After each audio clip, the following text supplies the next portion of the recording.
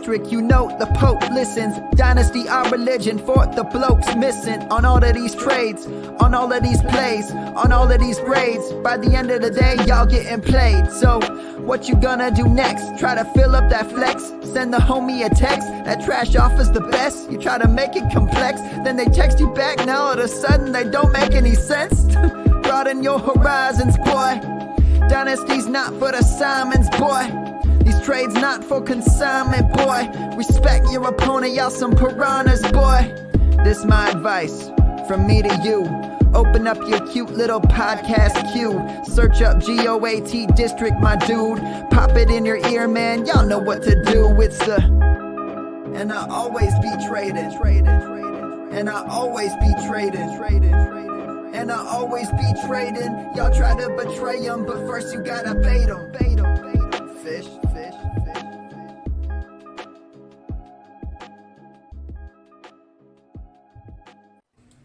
What is up, Fantasyland? Welcome back to the district. We have a monster game tonight, and as usual, we bring you a monster guest. This is your pre-game fantasy show. Today's a Monday night tailgate. We try to show up before every NFL game on a weeknight, whether it's Monday or Thursday, and bring you a monster show. Theo, we bring in another big one. Why don't you give this man a proper intro? So I'm a big fan of tonight's guest. He's got a very interesting story. Some of our guests are strictly fantasy, but MiKE Schopps is also a big time sports personality in the Buffalo area. I had the opportunity to go on his show this past summer. He does a tremendous job covering the Bills. He also does a tremendous job with our friends at DraftSharks, where he podcasts with Adam Krautwurst, who's been on the GOAT District several times now. MiKE is also a very, very sharp drafter. He is a very good redraft player. He does best ball, but he's famously, I would say you're getting a little bit of a reputation for what you do in the bare knuckles competition. Would you say that's a fair distinction, MiKE?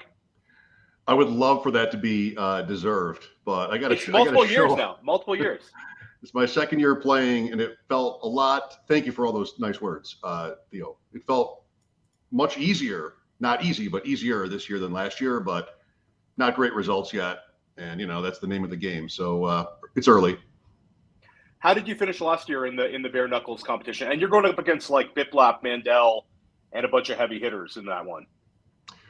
Right. And that is 28 rounds, 30 seconds, no notes or phone or anything after that first game. So you guys saw me in Las Vegas pacing around that ballroom, drinking tonic water, trying to memorize names of kickers. It's not. I hosted the Bills pregame show that night from my hotel room in Las Vegas, and that's not exactly how most Bills fans spent that night. But I love the challenge, and last year I finished fifth. Jones, Barkley, Ingram, the Giants. They never had a good week, not once last year. They never had a good week, and then this year played out, and it's a balance between three things, right? Your roster construction, the players you like, then the players you can remember. Because there's nothing in front of you. Like you're just naked there. But that draft for me ended up being guys who had slipped, and I felt like I was pretty on it to know to do that. Akers in the 9th round, James Cook in the 14th, Metcalf in the 6th, picks like that. But they still have to produce, or else I'm lost. So slow start, but better this week, and we'll see if Barkley can't smash tonight. He's the guy I'm interested in the most. I feel like that bare knuckle one, Dan, you probably attest to this because you get a lot of inquiries about those live Vegas drafts. The bare knuckle one is the most intriguing. When you first look at those live drafts, everyone gravitates to that one and thinks, I wonder if I could even do that, That is so not me. I spent way too many years in the restaurant business where I need to keep things in my brain for like 30 seconds, maybe a minute tops. So my brain flushes all the time. That's just, I couldn't do it. No way. I'm in awe of people who can.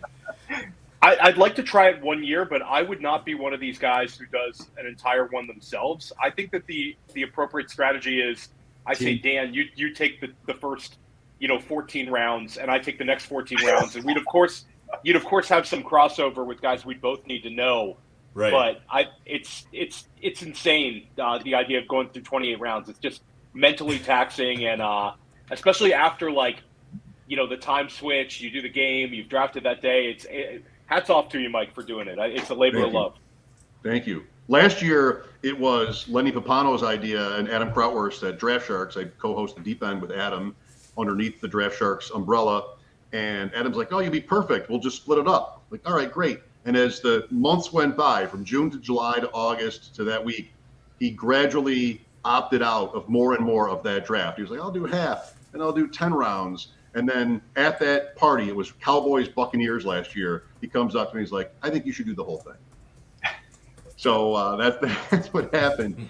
And then other friends of mine and ours got into it this year. Scott Connor and Nick Costantino, whose group won the main event last year. And I want to try it. And those guys both went the whole way. So maybe there's been a shift in how people are doing that. But I met Monty is his name, a guy from San Diego who had won it before. Mongooses, Bip, you mentioned. It's a good group.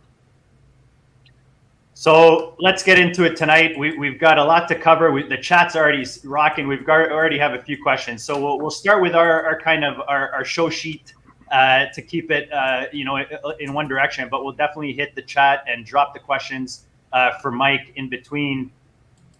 Let's start it off with kind of our weekly outline. Mike, we like to ask our guests kind of what's the lesson you learned this past weekend in week 3 with all the excitement that happened in the NFL?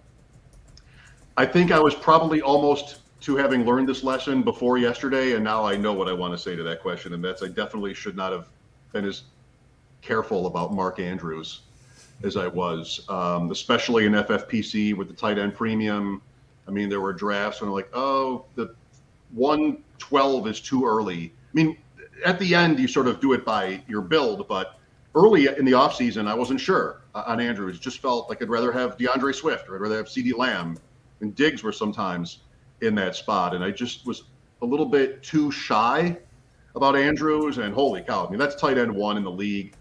And if they keep up their pace, that'll break records. So especially in the premium leagues, JD, but I don't have enough Andrews. I'm not empty on him, but I should have been willing to take him earlier, I think. I think a lot of people are feeling that this morning after what he gave, especially since last year, a lot of those points were not with Lamar, right? So, as much as you don't think that might play as much as a factor, it definitely is not, right, at this point. So it's nice to see Mandrews putting up the points. And for those of you that gobbled up those ownership percentages, good for you guys. You're reaping the rewards. Do you have a sell high right now? Would Mandrews qualify for that? Or like you said, in the preems, you probably want to hold on, but a couple guys blew up this weekend. Any of them for you a sell high in the dynasty sense right now, or even in redraft if you're buying with waivers and dropping? Well, I thought about this and I wanted to run name by you guys. So it has to be somebody that's doing well enough and you're less optimistic about his rest of season than maybe the market. And for me, that I think is Christian McCaffrey. There shouldn't be any reason why you can't find somebody in your league to, I mean, I don't know, depending on somebody's roster build, maybe they would give you Kupp or Jefferson and something else. Maybe probably not something else for Kupp, but maybe Jefferson, who's been down the last 2 weeks. I don't know. I think Mayfield, it's going badly. And one reason, I was on McCaffrey, but one reason not to be was, will Mayfield throw the ball to the running backs? And he's running, he's trying to save his career. They got to figure DJ Moore out. McCaffrey is still getting his points, but they're not throwing the ball to him. And so while I love the player, I think I would try that just in case. You don't want to give him away, of course, but maybe there's a super fan out there who would give you the moon. And he hasn't cracked 17 points this year, so he's been a big disappointment for people drafting out of the 101 and took him. But I don't know. I think you'll still. I agree with you. You'd still find some people in Dynasty who want him. I don't know if you'd find a Cooper Kupp manager that would give him up. I think if you're going to sell off McCaffrey, it would probably be like a package. I'd look for a 2-for-1 and try to add maybe a younger running back, and also maybe a wide receiver or a tight end you could get by with. But yeah, that offense has been super disappointing. DJ Moore was one of my. Well, I'm sure JD's going to get to disappointments and all that, but DJ Moore was going to be one of my disappointments. Matt Rule is maybe my least favorite NFL coach right now, and Baker Mayfield might be my least favorite starting quarterback. So I'm on that same Carolina. So you're a big Carolina Panthers fan, Theo, is what you're saying. It's bad, JD. It's bad. I really, really hope they can Rule. I think that it's just completely holding them back, and it's two players who we were big fans of this summer, and they've been extremely, extremely disappointing. I mean, DJ Moore has 18 targets on the year. That's insane for a player of his level after week 3. So he's a buy low, maybe, right? I'm just worried about it. Theoretically. Yeah, I mean, low is right.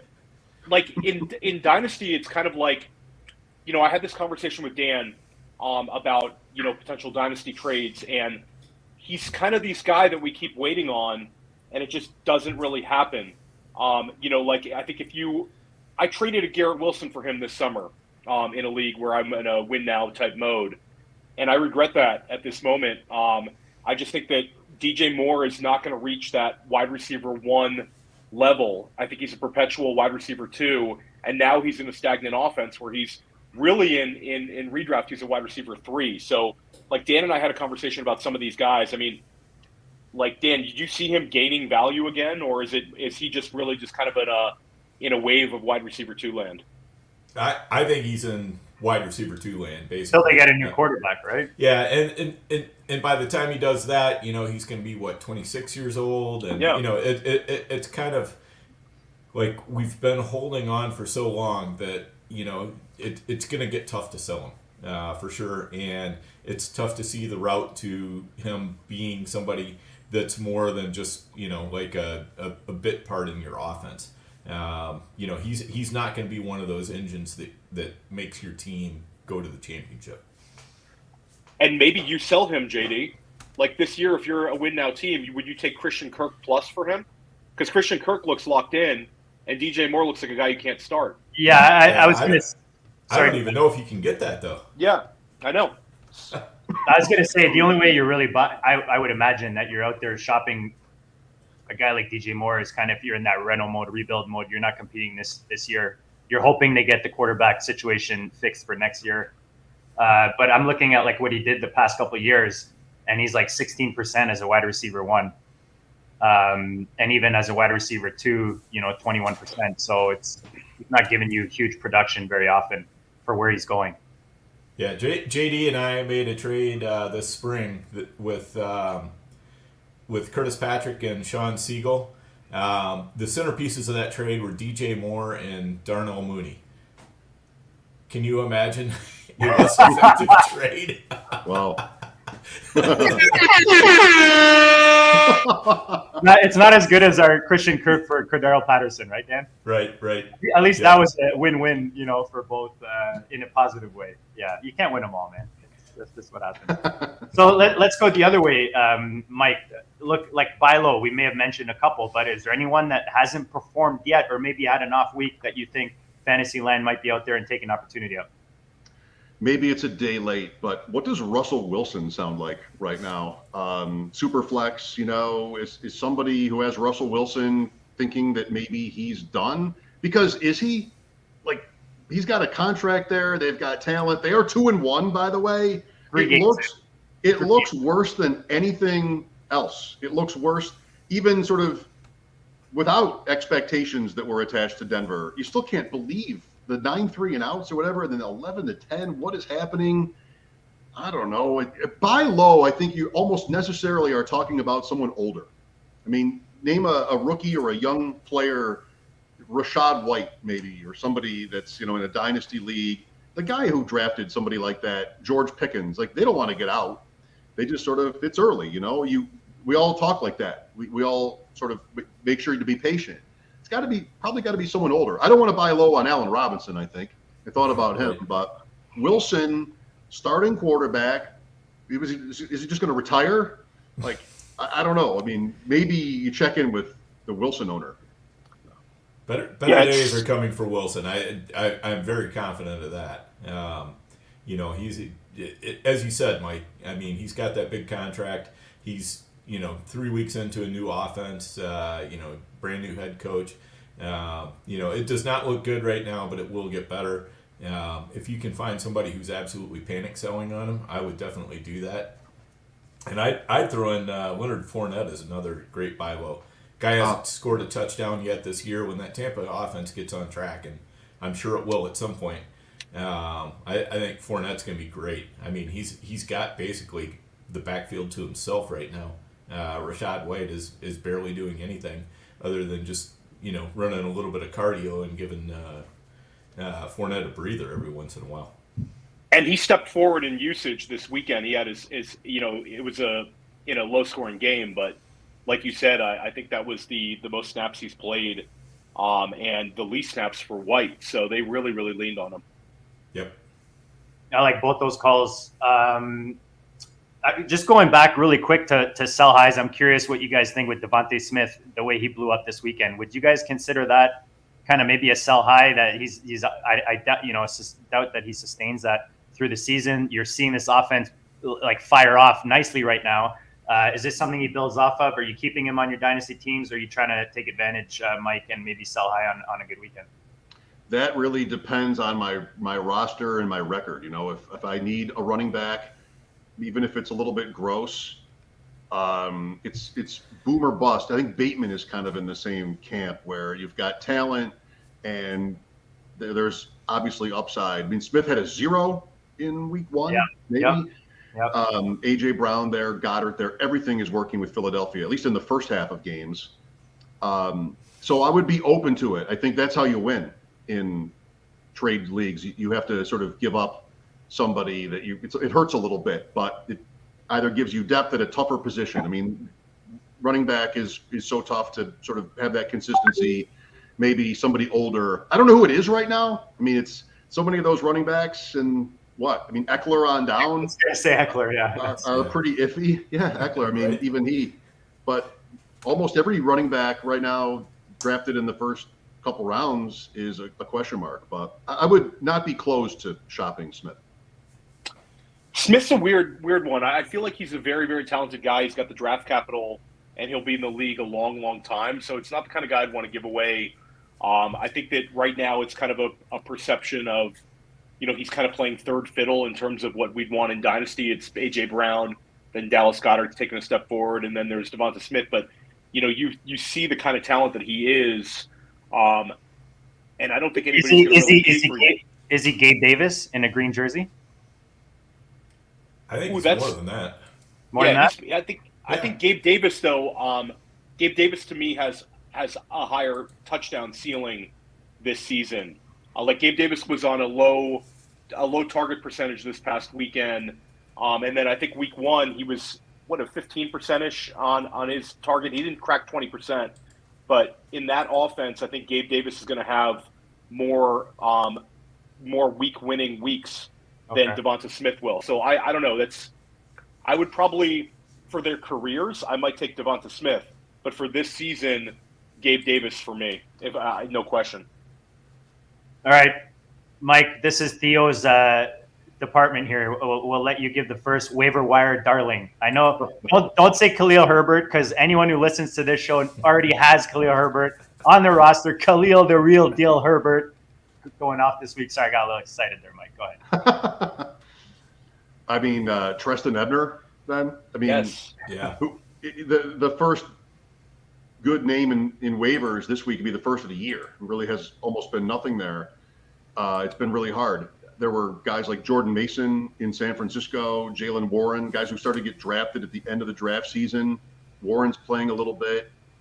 Mason has been active. Undrafted free agent playing for San Francisco. He's been active every game, but they don't use him. I don't really know what the point there was.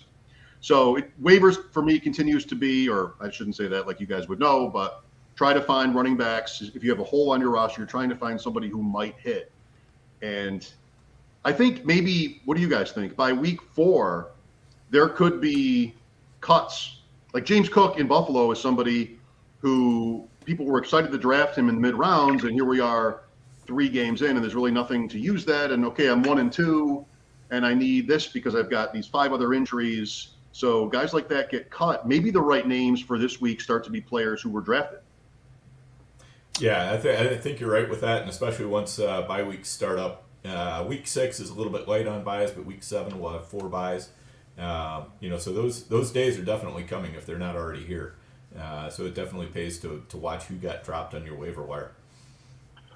So if you're in a home league right now, and we'll talk about this in the waiver wire show tomorrow, but if you're in like a Yahoo league, Romeo Dubs is 25% available in 25% of Yahoo leagues. So we're not going to give you a Herbert name or Jamal Williams. Those guys are, plus 50% rostered in all these home leagues. But, I would check on him. I would check on Tyler Conklin, who's 21% rostered in Yahoo leagues, and he's tight end 3 overall right now, and he has 24 targets on the season. And then in FFPC leagues, NFFC leagues like we're in, Mike brought up a good name, Treston Ebner. Jalen Warren is rostered, but if for whatever reason he isn't, we saw what he could do. And I think he looks like he has more juice than Najee.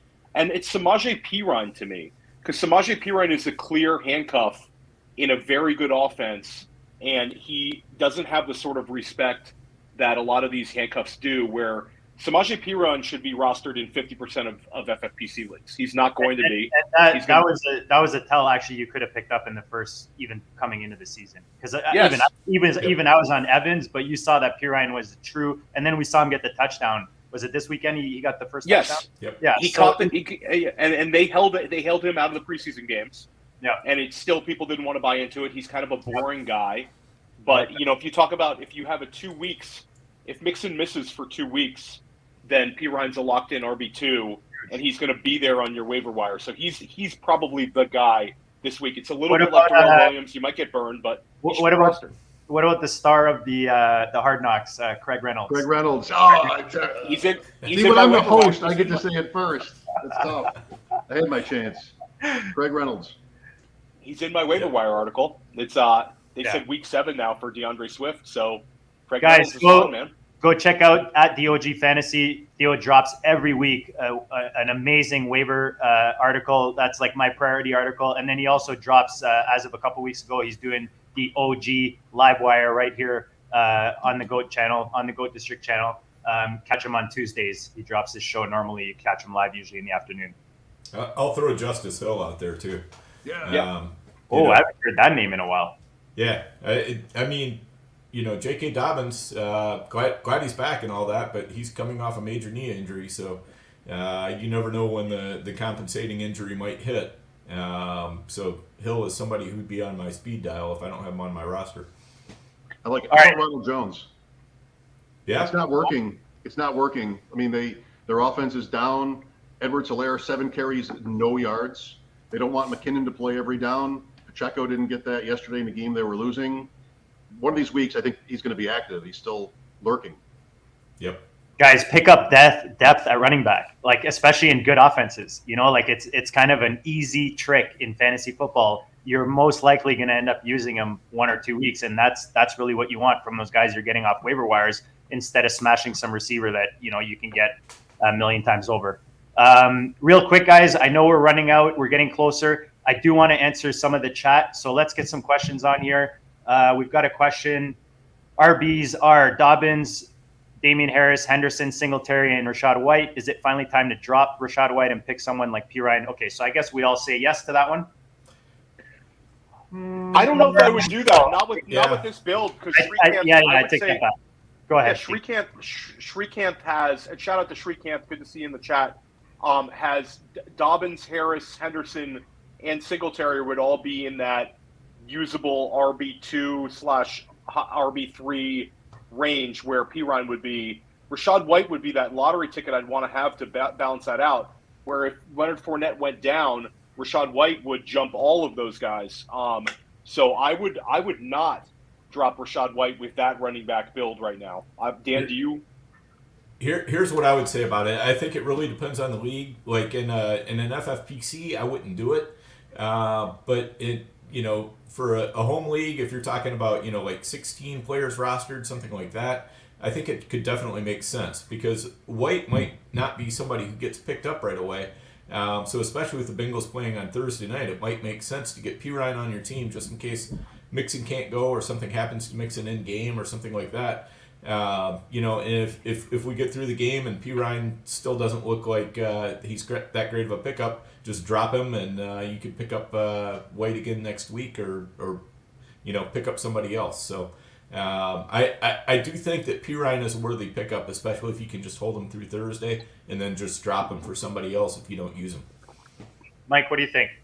Same. I like holding on to White because I still think the Tampa offense has a pretty high ceiling. It's looked terrible though, and I want to see what they look like with Evans and Godwin and maybe even Julio Jones on the field, because then they might start to look like Tampa again, get Brady's interest back. I mean, they did lose this game, but there's got to be some greater potential with that team.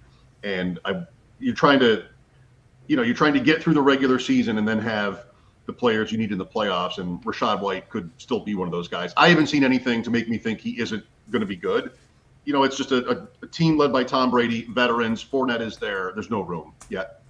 Yeah, and like you guys said, he's got starters. So if you're just adding depth, you want ceiling off of the guys on your bench, and White does offer that. P. Ryan would be more of an immediate flex kind of guy that you can throw in. Let's go to another one here. What do we make of the Green Bay backfield? A.J. Dillon, good week 1. Aaron Jones, good week 2. Both struggle week 3. Packers low scoring and playing painfully slow. Upside if both stay healthy. So basically, what are you guys doing with the Green Bay backfield right now with what we've seen so far? Mike, I'll go to you first. I'm happy to start them both. That's at Tampa. I mean, that's about as tough as it gets against the run, I think. At least it has been. So Aaron Jones is still going to get passes. I do think Dobbs is the number one guy. I think that might have sort of shown itself yesterday. Rodgers needed to trust him, and he was able to. But I'm happy to have Jones and Dillon. I'm not down on either guy yet at all. The next 3 games are going to be good ones, I think, for them, JD. They have the Patriots at home, and then they have the Giants at home and the Jets at home. So there'll be 3 games where they should be leading. Honestly, if I had to pick one at value, I've been on the A.J. Dillon train all season. We saw Aaron Jones have an explosive week 2, but I think week 1 and week 3 were a little disappointing for him. I would bet on the younger, cheaper guy and try to get more for Jones if I was going to trade one. But like Mike said, I'd be happy to hold on to both. I think both will have big weeks. Jones fumbled at the 1, by the way, yesterday also. So he had a look there. Unlucky. Yeah.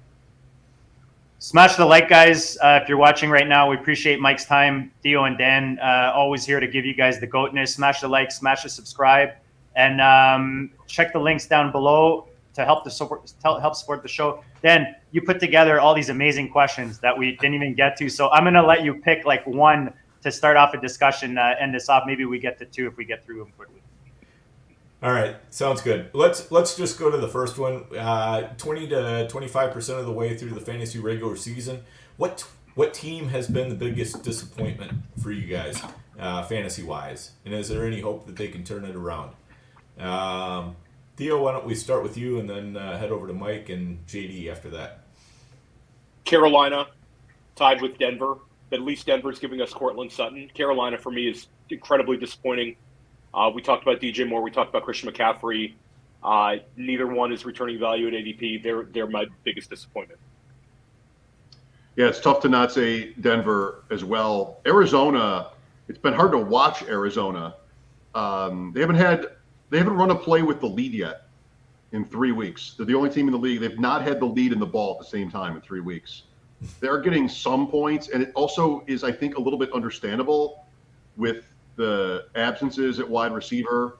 But, man, like, let's go already with them. There have to be expectations. And just a nod toward Indianapolis. I mean, there were not receivers there that, except for Pittman, who's been okay. He missed the 1 game. He's been fine in the other games, that anybody wanted. But predictably not getting the red zone touches with Taylor. Really not a lot happening there. They pretty much look terrible. Dan's a huge fan of Cliff Kingsbury. Everybody is. Yeah, sure. JD, who you got? I was going to say Minnesota. Not the greatest start. Just some of those pieces we thought would maybe. I mean, JJ gave you that nice week 1, but a little light on the next 2 weeks, and now we've got the injury with Cook. So we have to remember, guys. Like we mentioned, a lot of these guys. I mean, Indy's got a new.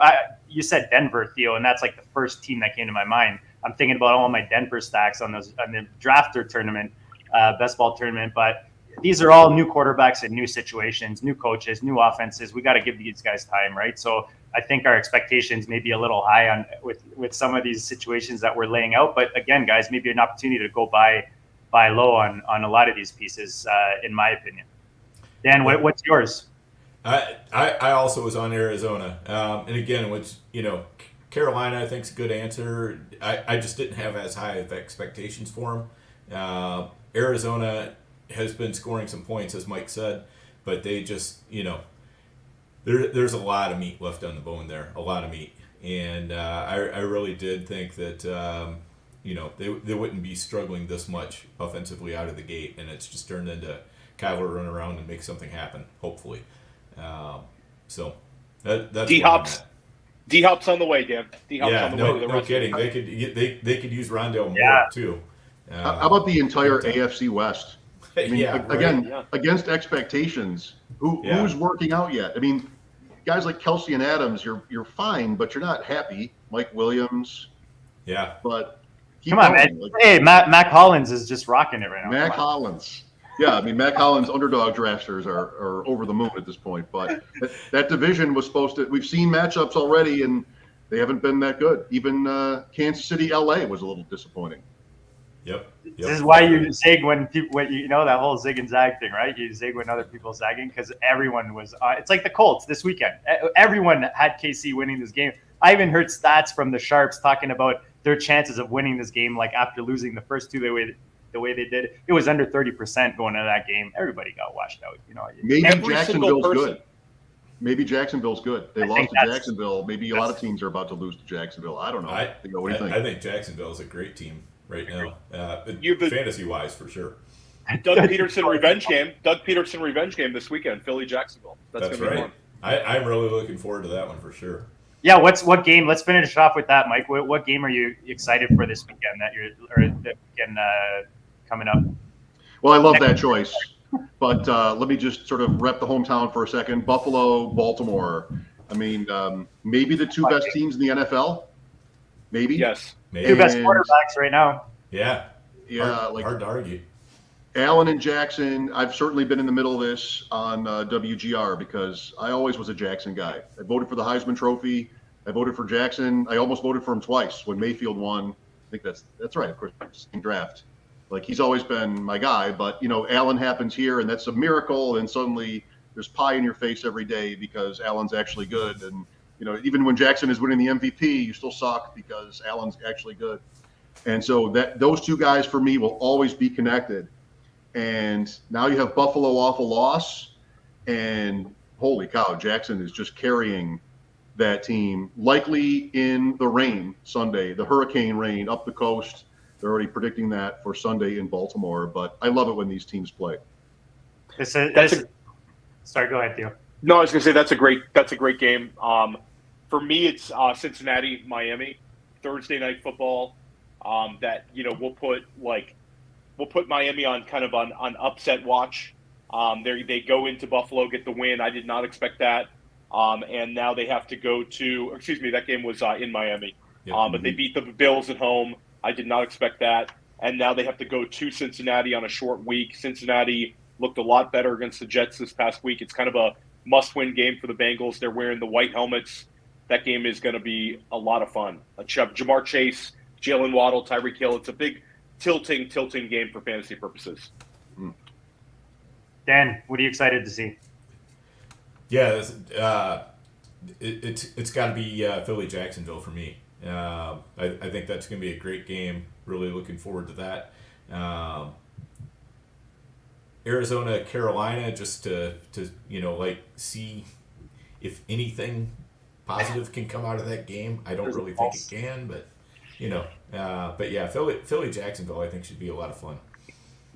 I'll throw my Colts in there against Tennessee. Tennessee coming off a big win against the Raiders, and the Colts, who knows what they are at this point. So it'll be interesting to see where this AFC South kind of settles in. Mike, this has been a blast. We love the helmets, man, behind you. Here it comes.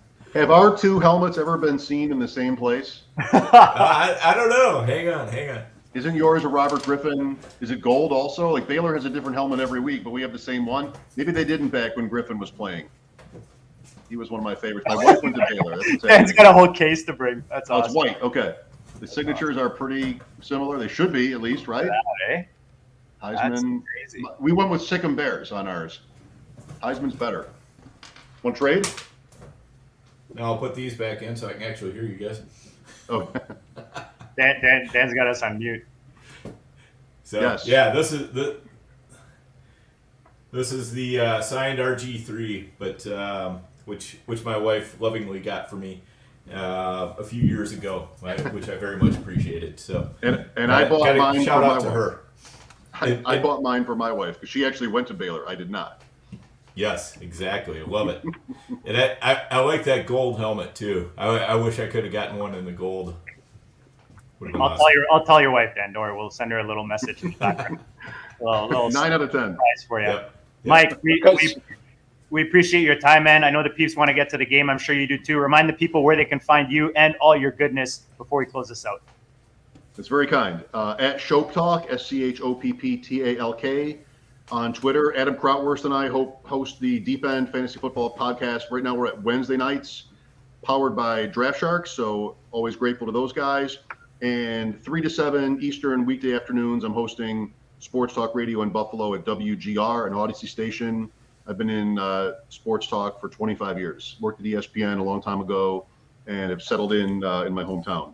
So it'd be flattered to have anybody stop by. Awesome. From Dan, Theo, myself, guys, enjoy the game tonight. Hopefully you all make some dough on your bets and get some W's in your leagues, and we'll check you all later. Shout out to the chat too. Later, guys.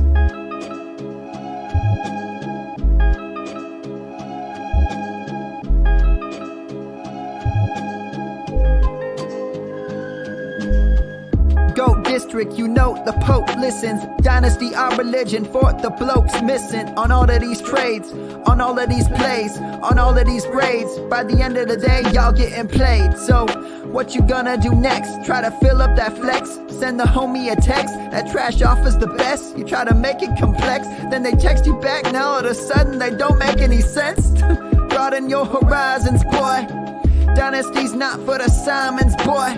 These trades not for consignment, boy. Respect your opponent, y'all some piranhas, boy. This my advice from me to you. Open up your cute little podcast queue. Search up GOAT District, my dude. Pop it in your ear, man. Y'all know what to do. It's the and I always be traded. And I always be traded. And I always be trading. Y'all try to betray them, but first you gotta bait them. Fish.